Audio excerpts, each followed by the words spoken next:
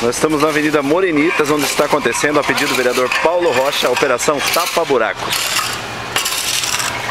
Neste momento o vereador ajuda os funcionários a carregarem os calistos que estão na rua na sua própria caminhonete. É a caminhonete dele mesmo. Vereador Paulo Rocha.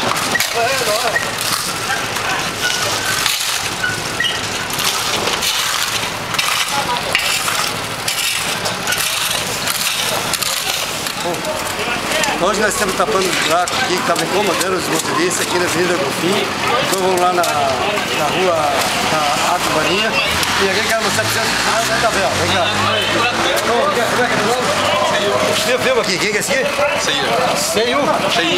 Seias. Tá. Vem cá, esse aqui quem é? Vem cá. Quem que é esse aqui? Nome. Como é que é?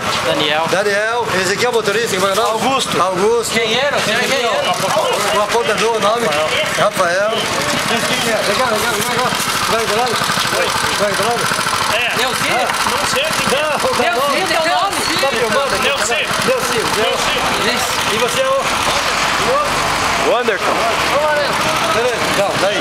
São os funcionários da Etabel, que está aqui hoje tapando os buracos aqui no nosso bairro aí. A pedido da prefeitura, que são funcionários da Etabel.